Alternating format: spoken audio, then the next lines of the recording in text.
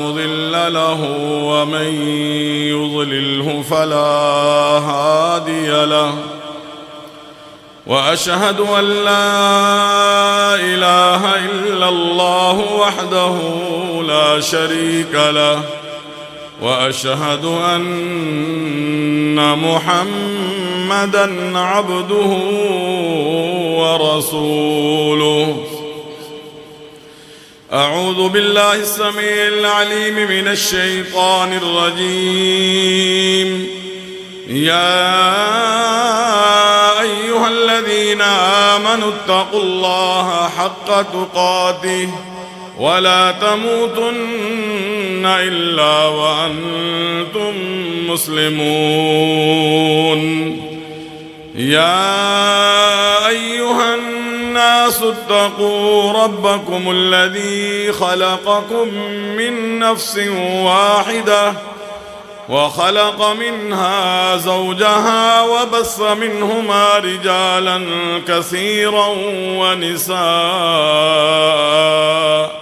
واتقوا الله الذي تساءلون به والأرحام إن الله كان عليكم رقيبا يا أيها الذين آمنوا اتقوا الله وقولوا قولا سديدا يصلح لكم أعمالكم ويغفر لكم ذنوبكم ومن يطع الله ورسوله فقد فاز فوزا عظيما أما بعد فإن خير الحديث كتاب الله وخير الهدي هدي محمد صلى الله عليه وسلم وشر الأمور محدثاتها وكل محدثة بدعة وكل بدعة ضلالة وكل ضلالة في النار قال الله عز وجل في كلامه المجيد فمن زحزح عن النار وأدخل الجنة فقد فاز وما الحياة الدنيا إلا متاع الغرور۔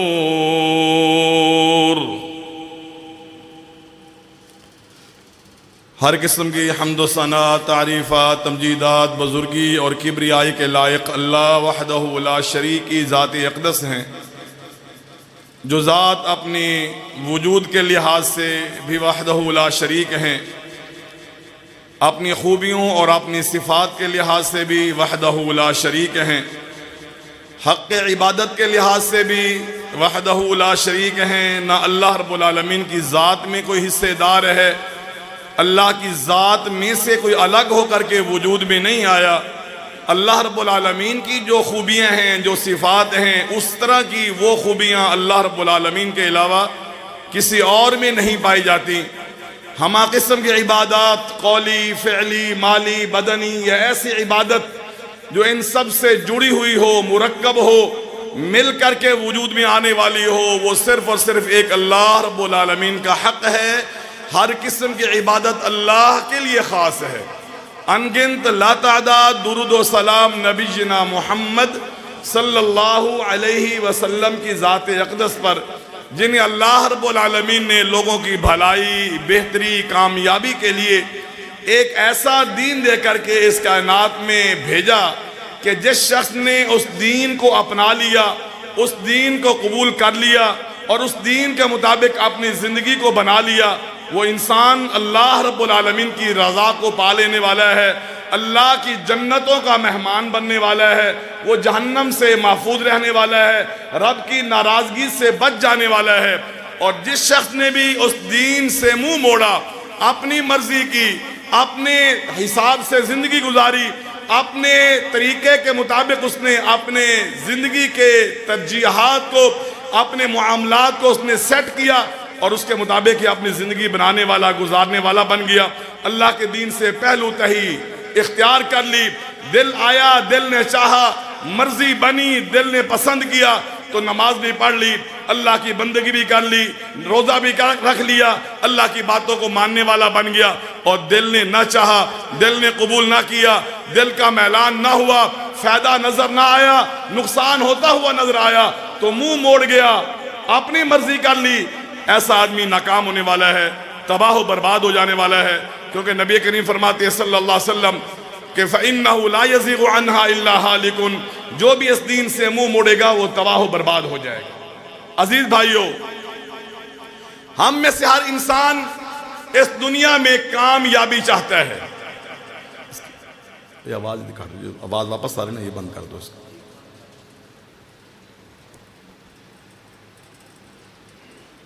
ہر انسان اس کائنات میں کامیابی چاہتا ہے، چاہے کسی بھی میدان میں عمل کرنے والا ہو، کسی بھی فیلڈ کو اختیار کرنے والا ہو۔ کسان ہے وہ چاہے گا مجھے فائدہ حاصل ہو، کالج یونیورسٹی سکول میں پڑھانے والا اور اس سسٹم کو چلانے والا ہے وہ چاہے گا مجھے کامیابی حاصل ہو، حکومت میں موجود ہے وہ چاہے گا مجھے کامیابی حاصل ہو، بزنس مین ہے وہ چاہے گا مجھے کامیابی حاصل ہو، مجھے نقصان نہ ہو۔ پر میرے بھائی، حقیقی کامیابی کیا ہے؟ اصل کامیابی کیا ہے؟ اس کامیابی کو سمجھنے کی ضرورت ہے، اس لیے کہ ہم بحیثیت مسلمان اس بات کا عقیدہ رکھتے ہیں، ہمارا اس بات پر ایمان ہے کہ یہ دنیا عارضی ہے، چند دنوں کی ہے۔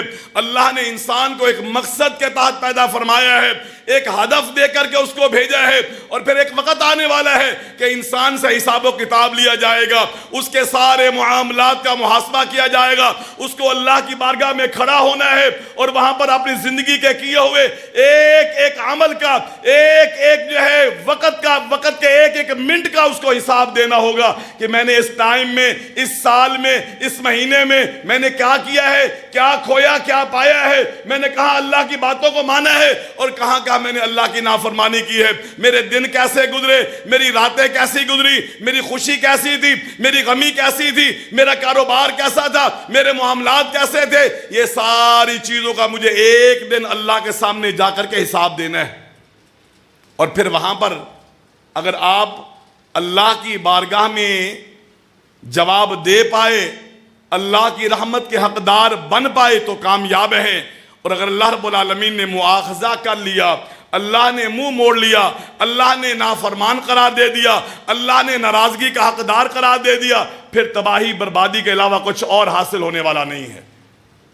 نتیجہ یہ نکلا، خلاصہ یہ ہوا کہ کامیابی اس چیز کا نام ہے کہ ہم اپنی اس عارضی زندگی کو اس طریقے کے مطابق گزاریں جس طریقے کے مطابق زندگی گزارنے کا مطالبہ ہم سے ہمارا مالک کرتا ہے، ہمارا خالق کرتا ہے، اس کائنات کو وجود دینے والا جس طرح ہم سے چاہتا ہے ہم اس زندگی کو گزاریں، ہمیں یہ زندگی اس انداز کے مطابق گزارنی چاہیے اگر ہم چاہتے ہیں ہم کامیاب ہو جائیں۔ اور اگر ہم اس چیز کو پیش نظر نہیں رکھیں گے اور یہ سمجھیں کہ زمین میری ہے، جسم میرا ہے، مرضی میری چلے گی، مال میرا ہے، پسند میری چلے گی، اللہ کے احکامات کو ایک طرف رکھ دیں تو یاد رکھیے دنیا تو گزر جائے گی، آپ عارضی خوشیوں کو بھی پا لیں گے، لوگوں کو راضی بھی کر لیں گے، لوگوں میں نام بھی کما لیں گے، پر حقیقی کامیابی سے آپ کوسوں دور چلے جائیں گے۔ حقیقی کامیابی، اصل کامیابی سے آپ بہت دور چلے جائیں گے، کیونکہ حقیقی کامیابی کیا ہے؟ اصل کامیابی کیا ہے؟ اللہ کو راضی کرنا، اللہ کے دین پہ چلنا، اللہ کی شریعت کو اپنانا، اس کا بندہ بن کر کے بندگی کرتے ہوئے زندگی گزارنا، اپنے معاملات کو نبی کریم کی سنتوں کے سانچے میں ڈھالنا، نبی کریم کو اپنے لیے اسوہ بنانا، آئیڈیل بنانا، اور اپنے آپ کو نبی کریم صلی اللہ علیہ وسلم کی لائی ہوئی شریعت کے آئینے میں دیکھ کر کے اپنی اصلاح کرنا، اپنی بہتری کرنا، اس چیز کا نام کامیابی ہے۔ اب اس کامیابی کی طرف آنے والے لوگ دو طرح کے ہوتے ہیں، کچھ وہ ہوتے ہیں جو اپنا سب کچھ دینے کے لیے تیار ہو جاتے ہیں، عوض میں اللہ کی رضا چاہتے ہیں، عوض میں اللہ کی جنت چاہتے ہیں، نتیجے میں اللہ کے جہنم سے بچنا چاہتے ہیں، اللہ کی ناراضگی سے محفوظ رہنا چاہتے ہیں۔ اور کچھ افراد ایسے ہوتے ہیں جو دنیا کا مال و متاع، دنیا کا سرمایہ، دنیا کا فائدہ اور دنیا کا نفع لینا چاہتا ہے، اس کو آخرت سے کوئی لینا دینا نہیں ہوتا۔ دیکھی جائے گی، کیا ہوگا؟ دیکھی جائے گی۔ یہ تو ایسے ہوتا رہتا ہے، ایسے سنتے رہتے ہیں اللہ بڑا رحمان ہے، اللہ بڑا مہربان ہے، کوئی نہیں ہوگا، جنت میں جائیں گے، نبی کریم صلی اللہ علیہ وسلم سفارش کریں گے، معاملہ ختم ہو جائے گا، لہٰذا یہ 4 دن کی زندگی اپنے طریقے سے جیو۔ یہ 2 طرح کے مائنڈ سیٹ، 2 طرح کے ذہن، 2 طرح کی سوچیں موجود ہیں، اور ان میں سے کامیاب اور اس میں سے بہتر سوچ کون سی ہے؟ وہ ہیں جس کے بارے میں الہ العالمین خود قرآن مجید میں فرماتے ہیں، فرمایا وَمِنَ النَّاسِ مَن يَشْرِي نَفْسَهُ ابْتِغَاءَ مَرْضَاتِ اللَّهِ وَاللَّهُ رَؤُوفٌ بِالْعِبَادِ۔ فرمایا لوگوں میں سے ایسے بھی ہوتے ہیں یشری نفسہ، اپنے آپ کو، اپنے وجود کو، اپنی صلاحیتوں کو بیچ دیتے ہیں، کس کے نتیجے میں؟ عوض میں کیا لینا چاہتے ہیں؟ حاصل کیا کرنا چاہتے ہیں؟ سوچ کیا ہے؟ فرمایا ابتغاء مرضات اللہ، اللہ کی رضا کو لینا چاہتے ہیں، اللہ کی خوشنودی کو حاصل کرنا چاہتے ہیں، اس کے لیے اپنے آپ کو بیچ دیتے ہیں۔ بیچ دینے کا مطلب قطعاً یہ نہیں ہے کہ آپ پیسے لے کر کے کسی سے خرید و فروخت کر لیتے ہیں۔ بیچنے کا مطلب ہے کہ آپ اللہ سے یہ سودا کر لیتے ہیں، اللہ میرا وجود تیرے کہنے پر چلے گا، میرے وجود کی حالت وہ ہوگی جو تو پسند کرے گا، میرا وجود وہ کھائے گا جو تو پسند کرے گا، جس کو تو حلال قرار دے گا، اس سے بچے گا جس کو آپ حرام قرار دیں گے، میرا ظاہر ایسا ہوگا جیسا آپ چاہیں گے، میرا نظریہ ایسا ہوگا جیسے آپ چاہیں گے، میری خوشی ویسی ہوگی جیسے آپ چاہیں گے، میری غمی ویسی ہوگی جیسے آپ چاہیں گے، میرے معاملات ویسے ہوں گے جیسے اللہ آپ چاہیں گے۔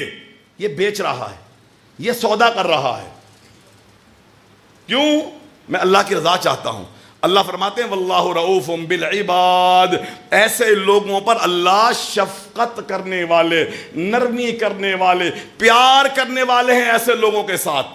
اور اس کے مد مقابل دوسرا گروہ جو ہے اس کے لیے بھی اللہ نے فرمایا ہے، فرمایا وَإِذَا قِيلَ لَهُ اتَّقِ اللَّهَ أَخَذَتْهُ الْعِزَّةُ بِالْإِثْمِ فَحَسْبُهُ جَهَنَّمَ وَلَبِئْسَ الْمِهَادُ۔ فرمایا ایسے لوگ بھی موجود ہیں، ان سے کہا جاتا ہے اتق اللہ، اللہ سے ڈر جا۔ اللہ سے ڈرنے کا مطلب کیا ہے؟ رب کی نافرمانی نہ کر، گناہ نہ کر، شرک نہ کر، نماز نہ چھوڑا کر، داڑھی نہ منڈایا کر، سود نہ کھایا کر، کسی کا حق نہ مارا کر، ملاوٹ نہ کیا کر، کسی کے ساتھ ظلم و زیادتی نہ کیا کر، کسی کو گالی گلوچ نہ کیا کر۔ اتق اللہ، اللہ سے ڈر جا، اپنی چودراہٹ، اپنی وجاہت، اپنے مال کے نتیجے میں اپنے آپ کو بے لگام نہ چھوڑ، پابند رہے اللہ کی شریعت کا، اللہ سے ڈرتا رہ، نافرمانی نہ کر۔ تو اس کا رد عمل، اس کا رویہ، اس کا انداز کیا ہوتا ہے؟ اللہ فرماتے ہیں آخذتہ العزہ، اس کی عزت اس کے سامنے آ جاتی ہے۔ تو چودھری ہے، تو وڈیرا ہے، اگر یہاں پر ڈھول نہ بجیں، یہاں پر کنجریاں نہ ناچیں اور پورے موضع کو پتہ نہ چلے تو بات نہیں بنے گی، بات نہیں بنے گی۔ لوگ کیا کہیں گے؟ یہ شادی تھی کہ کوئی مرگ تھی؟ لوگوں کو کیسا پتہ چلے گا؟ لوگوں میں میرا مقام کیسے بنے گا؟ اس کی عزت اس کے سامنے آج داڑھی رکھ لو، لوگ کہیں گے مولوی ہے، نماز کی پابندی کرو، لوگ کیا کہیں گے؟ اور رسم سوئم تم کرتے ہو، قول کرتے ہو، اس کا سنت میں کہیں ذکر نہیں ہے۔ اور اللہ کے بندے یہ بدعت ہے، یہ تم نے خود بنایا ہے، جس کا قرآن میں ذکر نہیں، جس کا حدیث میں ذکر نہیں۔ یہ جمعرات کو ختم دلواتے ہو، اس کا ذکر قرآن میں نہیں، اس کا ذکر حدیث میں نہیں، نبی کی سنت میں نہیں، صحابہ کے طریقے میں نہیں، اس سے بعد ہے۔ لوگ کیا کہیں گے؟ یہ تو خوش بیٹھے ہیں، مر گیا، جان چھوٹی۔ لوگوں کے ڈر سے، لوگوں کی باتوں سے ڈرتے ہوئے، لوگوں کو راضی کرنے کے لیے اللہ کو ناراض کر رہا ہے، لوگوں میں عزت پانے کے لیے، لوگوں میں مقام پانے کے لیے، لوگوں میں حیثیت مرتبہ بنانے کے لیے اللہ کو ناراض کر رہا ہے۔ اللہ فرماتے فَحَسْبُهُ جَهَنَّمْ، ایسے بندے کو جہنم کافی ہے، جہنم میں جائے گا۔ وَلَبِئْسَ الْمِہَادُ، فرمایا بہت بری جگہ ہے لیٹنے کی، ٹھہرنے کی، رہنے کی جگہ بہت بری جہنم ہے۔ بچ جاؤ اس سے. تو دونوں مائنڈ سیٹ کا نتیجہ ہمارے سامنے آ گیا ہے. اب ہم کیا چاہتے ہیں, ہماری چوائس کیا ہے, ہم کس کو اختیار کرتے. ہمیں بتا دیا گیا ہے, راستہ بتا دیا, دین واضح کر دیا, شریعت آ گئی ہے, نبی کریم صلی اللہ علیہ وسلم کے فرامین ہم تک پہنچ چکے. اب ہمارا اس کے ساتھ تعلق کیسا ہے, ہمارا معاملہ کیسا ہے, ہم زندگی کیسے گزارتے ہیں, اس چیز پہ نتیجہ نکلنا ہے قیامت کے دن کہ آپ کامیاب لوگوں میں ہیں یا ناکام لوگوں میں. آئیے میرے بھائیوں, یہ دین جو اللہ نے نازل کیا ہے, اس دین میں جو احکامات ہیں, جو معاملات ہیں, جس کا ہمیں پابند بنایا گیا ہے, اس کی کئی اقسام ہیں, اس کی کئی قسمیں بنتی ہیں. اس میں سے کچھ وہ ہیں جس کو ہم عقائد کہتے ہیں. کامیابی کے لیے بنیادی چیز عقیدے کا درست ہونا ضروری ہے. یہ عقیدہ کس کو کہتے ہیں؟ وہ نظریہ, وہ سوچ, وہ نتیجہ جو آپ اپنے ذہن میں, اپنے دل میں کسی بھی معاملے میں بٹھا لیتے ہیں نا, اس کو کیا کہتے ہیں؟ عقیدہ کہتے ہیں. اب اس کا تعلق اللہ کی شریعت کے ساتھ ہے, اس کا تعلق اللہ کی ذات کے ساتھ ہے, اس کا تعلق فرشتوں کے ساتھ ہے, اس کا تعلق آسمانی کتابوں کے ساتھ ہے, اس کا تعلق آخرت کے ساتھ ہے, اس کا تعلق اللہ کی توحید کے ساتھ. جو نظریہ, جو سوچ, جو نتیجہ آپ اپنے دل میں بٹھا چکے, اسی کا نام عقیدہ ہے. اور یاد رہے آخرت میں کامیابی کی بنیاد کیا ہے؟ عقیدے کا درست ہونا, سوچ کا صحیح ہونا. کیا مطلب اس کا؟ ہم کلمہ پڑھتے ہیں نا, لا الہ الا اللہ, لا الہ الا اللہ محمد الرسول اللہ. ہم کلمہ پڑھا, مسلمان ہو گئے. اس کلمے کا معنی کیا ہے؟ لا الہ الا اللہ کا مطلب کیا ہے؟ یہی عقیدہ ہے میرے بھائی. ہم یہ کلمہ پڑھ کر کے اس بات کا اقرار کرتے ہیں کہ عبادت کے لائق اللہ کے علاوہ کوئی نہیں. میں نے شروع میں کہا تھا تمہید کے اندر کہ ذات میں بھی اللہ وحدہ لا شریک, صفات میں بھی وحدہ لا شریک, کوئی اس کا شریک نہیں ہے. اور عبادات قولی, فعلی, مالی, بدنی, یہ ایسی عبادت جو ان سب سے جڑی ہوئی ہو, وہ کس کا حق ہے؟ یہ عقیدہ ہے. جب ہمارا اللہ پر ایمان ہے اور اللہ کو ہم نے معبود مانا اور غیر کی نفی کی, تو پھر ہمیں ہر مصیبت میں, تکلیف میں, بیماری میں, پریشانی میں, نقصان میں کس سے رابطہ کرنا چاہیے؟ کس سے لو لگانی چاہیے؟ کس کو پکارنا چاہیے؟ کس سے اعتماد رکھنا چاہیے؟ کس کو مشکل کشا سمجھنا چاہیے؟ کس کو حاجت روا بنانا چاہیے؟ کس کو غریب نواز دستگیر سمجھنا چاہیے؟ وہ کون ہے؟ ایک اللہ. یہ بنیاد ہے میرے بھائی. یہ قبر والے, یہ دربار والے, یہ کلے والے, یہ زندہ, یہ مردہ, یہ حاضر, یہ غیر حاضر, یہ سارے کے سارے اللہ کے بندے ہیں, اللہ کے غلام ہیں. یہ اللہ کے وجود کا حصہ نہیں ہے, اللہ نے ان کو اختیار نہیں دیا ہے. یہ بیچارے خود محتاج ہیں, یہ خود منگنے والے ہیں, یہ خود منگتے ہیں, یہ خود بھکاری ہیں, یہ خود فقیر ہیں. اللہ قرآن میں فرماتے ہیں یا ایھا الناس انتم الفقراء الی اللہ. لوگو تم سارے کے سارے اللہ کے کیا ہو؟ فقیر. لفظ کیا بولا اللہ نے؟ فقیر. الناس, لوگو, او لوگو جتنے بھی ہو نا, تم سارے کس کے فقیر ہو؟ اس میں پیر بھی شامل ہے, اس میں گدی نشین بھی شامل ہے, اس میں خلیفہ بھی شامل ہے, اس میں مولوی بھی شامل ہے. سارے کے سارے جتنے بھی ہیں وہ سارے اس میں شامل ہیں, اور سارے کس کے محتاج ہیں؟ اور قرآن مجید پڑھیے, آدم علیہ السلام سے لے کر کے محمد الرسول اللہ صلی اللہ علیہ وسلم تک اللہ نے قرآن مجید میں بے شمار پیغمبروں کا تذکرہ کیا ہے, اور ہر پیغمبر اللہ سے مانگتا نظر آتا ہے. اللہ سے مانگتا. آج ہم نے تو کیا کہہ دیا؟ پیر سیال ہے, لجپال ہے, یہ شاہ جمال ہے, پوتر دیوے رتے لال ہے, یہ شاہ رکن عالم ہے, دنیا کا چوتھا پاوا ہے, یہ شاہ شمس تبریز ہے, یہ فلاں ہے, یہ فلاں ہے. ہم نے زندہ مردہ ہزاروں پیر بنا لیے. اللہ کی قسم ہے یہ اللہ کے ساتھ شریک کرنا ہے. یہ تباہی بربادی کی بنیاد ہے. یہ نظریہ رکھنے والا, یہ سوچ رکھنے والا کہ اللہ کے علاوہ کوئی اور بھی میری مشکل کو حل کر سکتا ہے, مجھے تکلیف سے نکال سکتا ہے, میری بیماری میں کام آ سکتا ہے, مجھے مصیبتوں کو بچا سکتا ہے. جو بھی یہ نظریہ, یہ عقیدہ رکھتا ہے, جو بھی غیر اللہ کے نام پر چڑھاوے چڑھاتا ہے, دربار پہ جاتا ہے, ہٹے کٹے دیتا ہے, جانور ذبح کرتا ہے, دال روٹی کی دیگیں چلاتا ہے, مچھلی روٹی کی دیگیں چلاتا ہے, غیر اللہ کے نام پہ چڑھاوے چڑھاتا ہے, اس آدمی کو سمجھ لینا چاہیے کہ کامیابی کی بنیاد کو میں نے کھو دیا ہے. ہم نماز میں کیا کہتے ہیں؟ ایاک نعبد و ایاک نستعین. اللہ سے وعدہ کر رہے ہیں اللہ تیرے علاوہ کوئی بندگی کے لائق نہیں، تیری بندگی ہوگی. اور مصیبت تکلیف میں تجھ سے مدد مانگوں گا، پر کرتے کچھ اور ہیں. انگوٹھی پہنی ہوئی ہے، یہ کیا ہے جی؟ یاقوت ہے. یہ کیا ہے جی؟ یہ فیروزہ ہے. یہ کیا ہے جی؟ یہ مرجان ہے. یہ کون سا ہے جی؟ فلاں دربار سے آیا ہے. یہ کربلا سے آیا ہے. یہ مدینہ سے آیا ہے. یہ فلاں جگہ سے آیا ہے. یہ شوگر سے بچاتا ہے. یہ بلڈ پریشر کو نارمل رکھتا ہے. یہ دشمنوں کے حملے سے بچاتا ہے. یہ رزق کو لانے کا ذریعہ ہے. یہ خوشی غمی کو خوشی کے اسباب میں سے ایک سبب ہے. ہم نے ان چیزوں کو کیا بنا لیا؟ مشکل کشا بنا لیا. ہم نے سمجھ لیا ان کے اندر اختیار ہے، یہ ذریعہ ہے، حالانکہ یہ چیزیں ذریعہ نہیں. اللہ قرآن میں فرماتے، قرآن پڑھنا، اللہ فرماتے ما یفتح اللہ للناس من رحمت فلا ممسک لها وما یمسک فلا مرسل له من بعد. اللہ جس کے لیے رحمت کے دروازے کھول دے کوئی بند کرنے والا. اللہ جس کو اولاد دے، ہر سال بیٹا آ رہا ہے، بیٹی آ رہی ہے، اللہ نہ دے تو 4 شادیاں کرنے کے باوجود، بڑے بڑے ڈاکٹروں سے علاج کروانے کے باوجود، بڑے بڑے نیکوں سے دعائیں کرانے کے باوجود، بیت اللہ کے پردے کو چمٹ کر کے رونے کے باوجود، اللہ نہ دینا چاہے تو کوئی لے کر کے دے سکتا.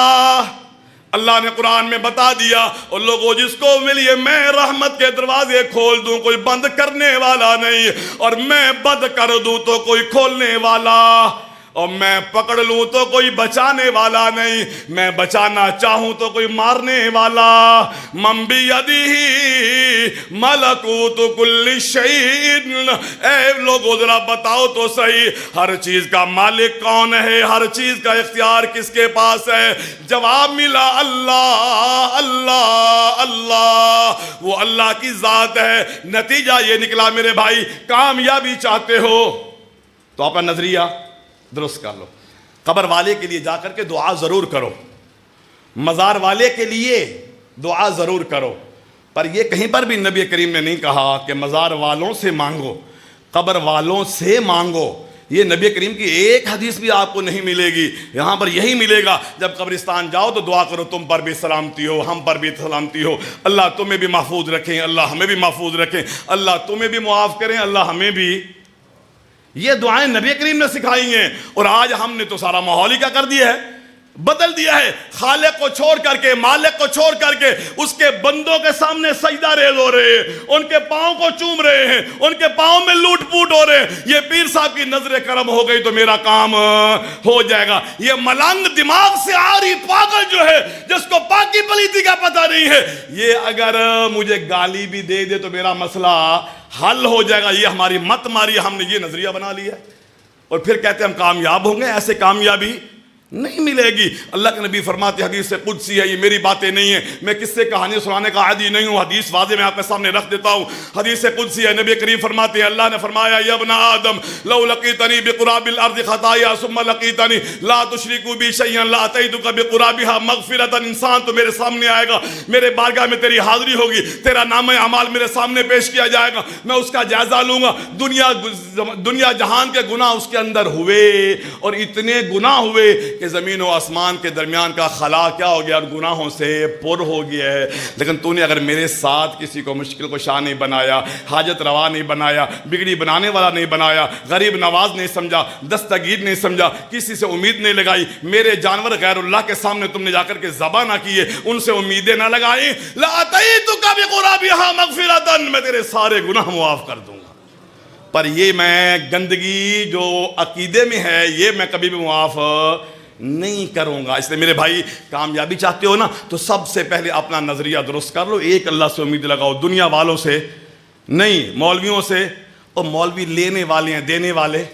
مجھے کوئی مولوی بتاؤ جو دینے والا ہو، کوئی ایک بتاؤ، کوئی پیر بتاؤ، کوئی پہنچی ہوئی ہستی بتاؤ، بڑے سے بڑے بتاؤ. یہ ہماری اپوزیشن جو ہے نا شاہ محمود قریشی پر کیا اعتراض کرتی ہے؟ 10 روپے لینے والا پیر، 10 روپے لینے والا. وہ بتاتے ہیں کہ یہ لینے والے ہیں، دینے والے نہیں. یہ لینے والے ہیں جن سے آپ لینے کے لیے جاتے ہیں نا، الٹا دے کر کے آتے ہیں، لے کر کے نہیں آتے. اور اگر اتنے اختیار رکھنے والے ہیں تو ان سے ذرا کہہ دو نا میرا بیٹا بیمار ہے, اس کا دل کا مریض ہے, میرا بھائی بیمار ہے, اس کو جو ہے وہ شوگر ہے, میری والدہ بیمار ہے, اس کو یرقان ہو گیا ہے, اور لاکھوں روپے خرچہ ہے, لاکھوں روپے خرچہ ہے. پیر صاحب ذرا کہہ دو نا, اللہ نے فرمایا وَمَنْ أَحْيَاهَا فَكَأَنَّمَا أَحْيَا النَّاسَ جَمِيعًا. ایک انسان کو بچانا, ایک انسان کو زندگی دینا, اس کا سبب بننا, یہ ایسے جیسے پوری انسانیت کو بچانا ہو. میرا باپ مر رہا ہے, میری ماں مر رہی ہے, میرا بیٹا مر رہا ہے, میرا بھائی مر رہا ہے, میں خود مر رہا ہوں, علاج کے لیے پیسے نہیں ہے, میری مہربانی کرنا. پیر صاحب سے کہہ کر کے, وہ تو دینے والے ہیں نا, وہ تو بڑے خزانے رکھنے والے, بڑے اختیار رکھنے والے, کچھ لے کر کے دے دو, میں آپریشن کروا لوں. میں گھر نہیں چاہتا, میں گاڑی نہیں چاہتا, میں بنگلہ نہیں چاہتا, میں اپنا علاج کروانا چاہتا ہوں. جو پیر دے مجھے بھی بتانا کر کے یہ پیر صاحب ہیں جو دینے والے ہیں. کوئی نہیں دے گا, وہ کہے گا پہلے 10,000 دے کے جا, نذرانہ کتنا دیا پہلے یہ بتا, باقی باتیں.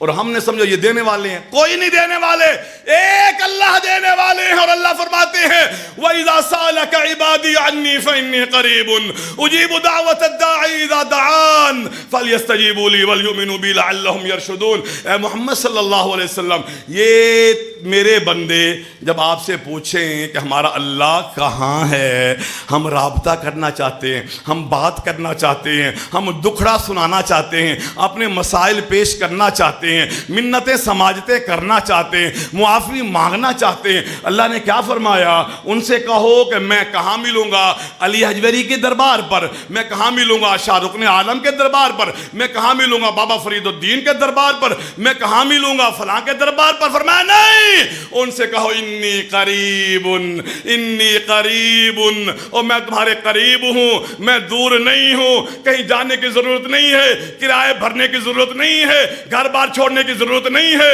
دکان بند کرنے کی ضرورت نہیں ہے. تو رات کو اٹھ, مصلی پہ کھڑا ہو, بتی کو بجھا دے, وضو کر کے آ, مصلی پہ سیدھا کھڑا ہو جا, اور میری تعریفیں شروع کر. جیسے تعریفیں شروع کرے گا, میری حمد بیان کرے گا, رکوع میں جا کر کے میری بڑائیاں اور عظمتیں بیان کرے گا, سجدے میں جا کر کے تو اپنی باتیں مجھ سے کرے گا, اس وقت میں تیرے سب سے زیادہ قریب ہوں گا. اور اس نفل نماز کے لیے بھی یہ نہیں کہا کہ تمہیں مسجد میں آنے کی ضرورت ہے, فرمایا فرض کے علاوہ نفل گھر میں کیا ہے زیادہ بہتر ہے. وہ اللہ نے اتنی سہولت دے دی, ہم پھر بھی چکر کھا رہے ہیں. ہاں جی, زواری پہ جا رہے ہیں, یہ فلاں فلاں دربار کے چکر ہیں, گروپ جا رہا ہے اور اس میں دھکے کھا رہے ہیں.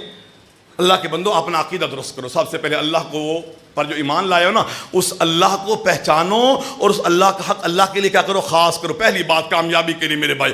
دوسری دلیل, دوسرا سبب, کامیابی چاہتے ہو نا, اللہ اس کے رسول کے تابع دار بن جاؤ, نبی کی سنتوں کو اپنانے والے بن جاؤ, نبی کے طریقے کو اپنانے والے بن جاؤ. یہ میری باتیں نہیں ہیں, یہ کہنا آپ کی طرف سے چھوڑتا چلا جا رہا ہے. میں قرآن کی آیت آپ کے سامنے پڑھتا ہوں, سورۃ احزاب ہے, 22واں پارہ ہے. سننا میرے بھائی, اللہ کیا فرما رہے ہیں, فرمایا وَمَن يُطِعِ اللَّهَ رسوله فقد فاز فوزا عظیما.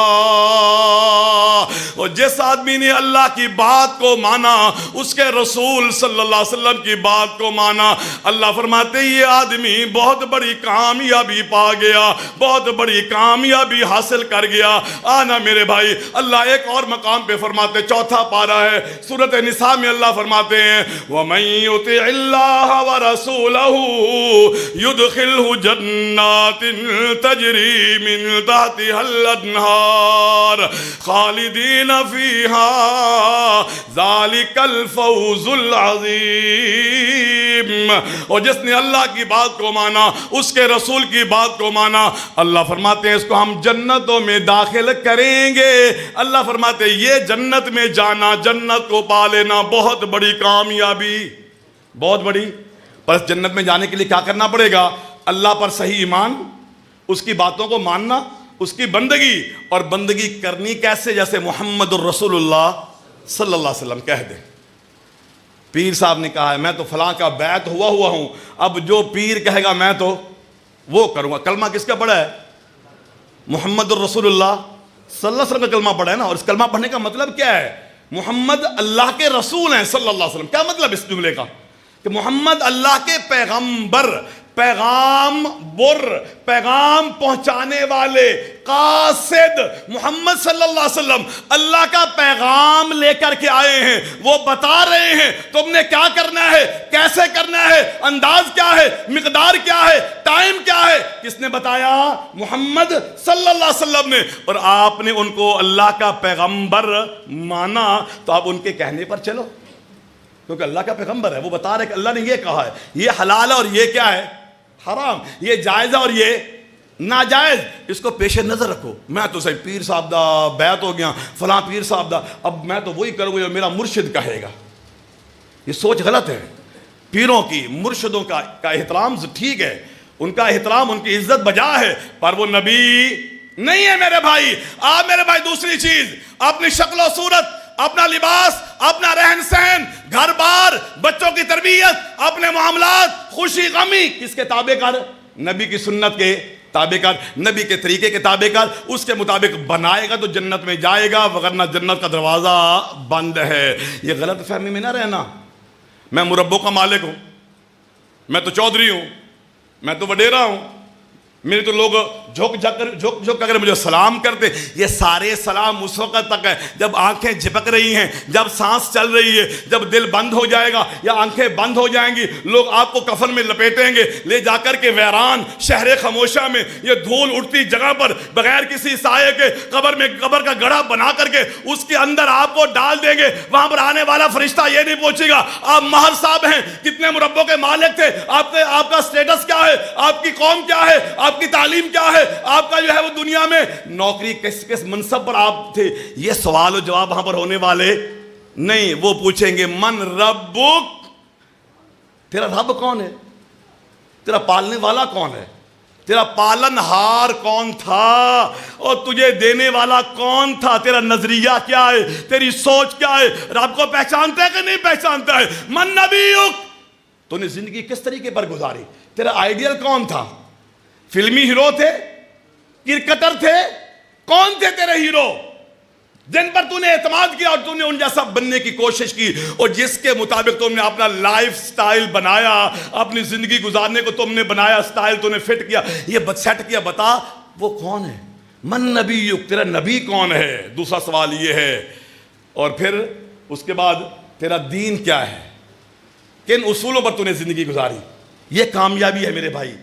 اگر جواب دو گے تو آواز آئے گی آسمان سے، ان صدق عبدی، میرا بندہ سچ کہہ رہا ہے، سچ کہہ رہا ہے. ففرشوا لہ فراش الجنہ، فرشتوں جنت کا بستر بچھا دو نا، فرشتوں جنت کی کھڑکی کھول دو نا، فرشتوں قبر کو وسیع کر دو نا، فرشتوں قبر کو منور کر دو نا. اب نم صالحا، ٹھیک ٹھاک ہو کر کے سو جانا. نم کا نومت العروس، دولہے کی مانند بڑے آرام سکون سے سو جا، تجھے کوئی پریشان نہیں کرے گا.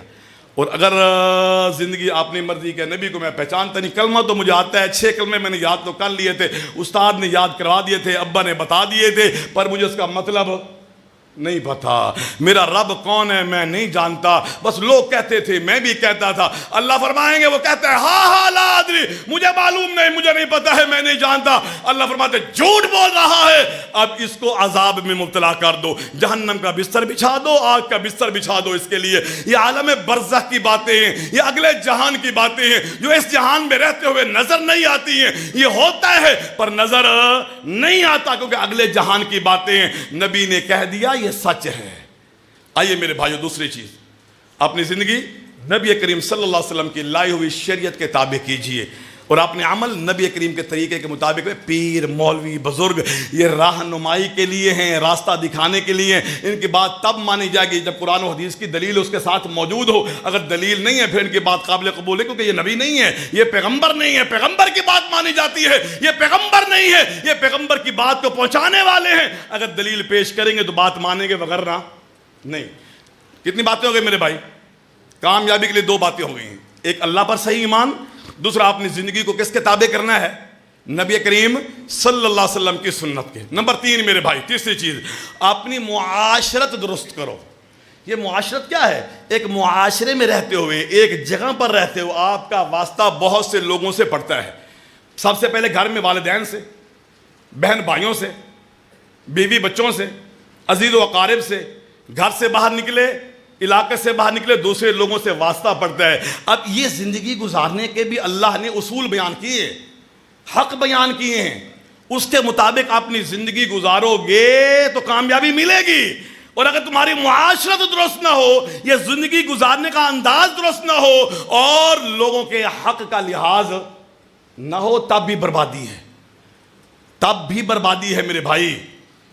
کامیابی تب ہے جب آپ کی معاشرت درست۔ اللہ کے نبی کے پاس ایک صحابی آیا، کہنے لگا یا رسول اللہ صلی اللہ علیہ وسلم ان لی اعبدن، میرے کچھ غلام ہیں، وہ جھوٹ بھی بولتے ہیں، خیانت بھی کرتے ہیں، کام چور بھی ہیں، میں ان کو مارتا بھی ہوں، گالی بھی دیتا ہوں، تھپڑ تھپڑ بھی ان کو لگا دیتا ہوں، یہ میرا انداز ہے۔ فَكَيْفَ أَنَا بِهِمْ، میرا اور ان کا معاملہ قیامت کے دن کیسا ہوگا؟ اللہ کے نبی نے فرمایا صلی اللہ علیہ وسلم نے، اللہ کے بارگاہ میں پیشی ہوگی، ترازو لگا ہوگا، جو ان کی زیادتیاں ہیں، جو ان کی کوتاہیاں ہیں، جو کام چوری ہے، وہ ایک پلڑے میں رکھی جائے گی۔ تمہارا گالی دینا، تمہارا بے عزتی کرنا، تمہارا تھپڑ مارنا، ان کو برا کہنا دوسرے پلڑے میں ڈالا جائے گا، ترازو کو اٹھایا جائے گا، اور جس کا پلڑا ہلکا ہو گیا وہ دینے والا بنے گا، دینے والا بنے گا۔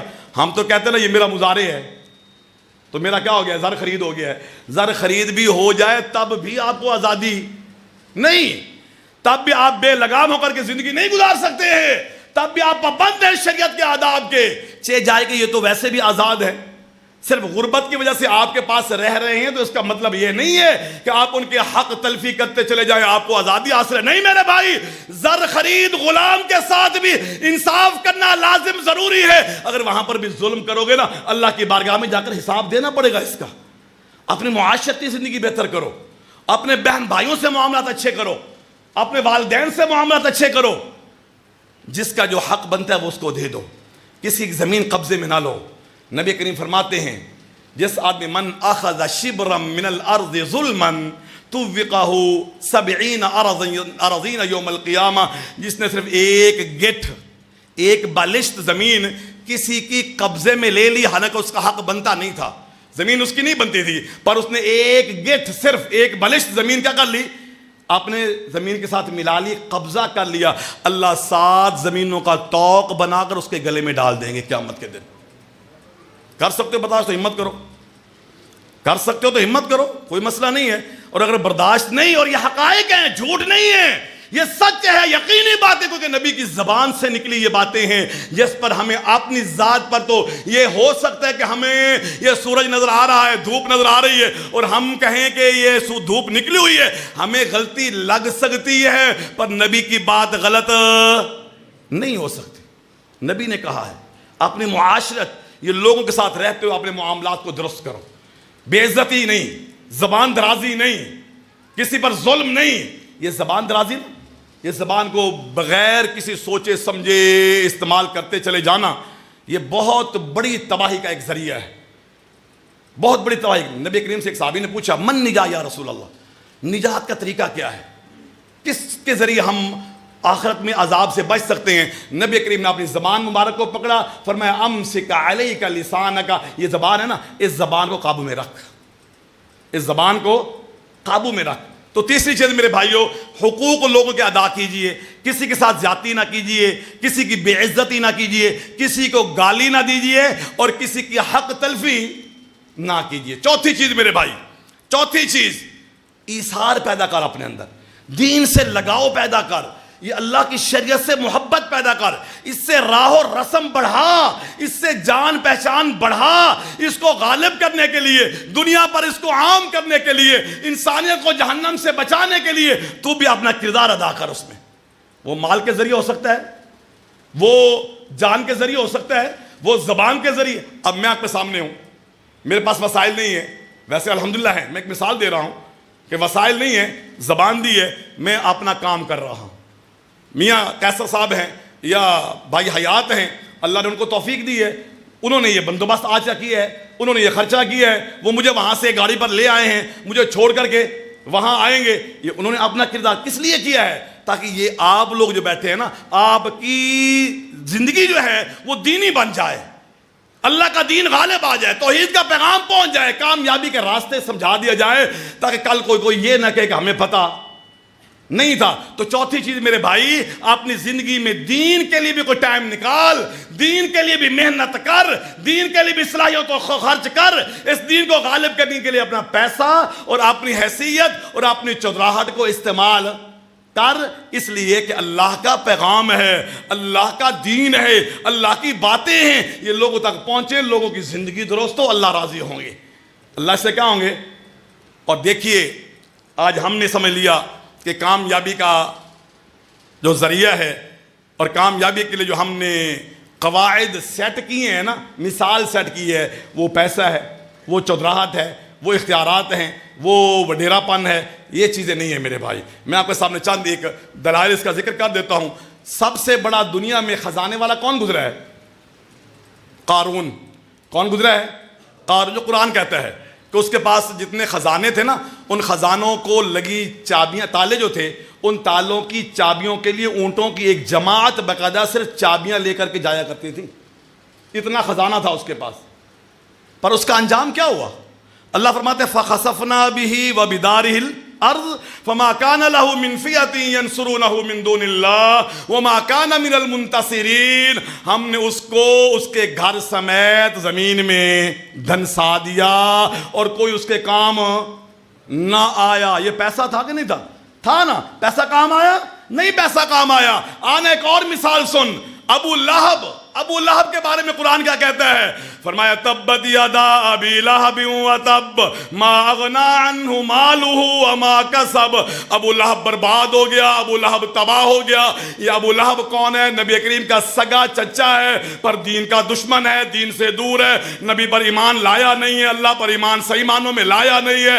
اللہ فرماتے ما اغنا عنہ مالہ وما کسب، اس کا مال بھی اس کو نہ بچا سکا اور اس کا مرتبہ، اس کا منصب، اس کی اولاد بھی اسے نہ بچا سکی۔ سیصلی نارا ذات لہب، یہ شعلوں والی آگ میں جائے گا۔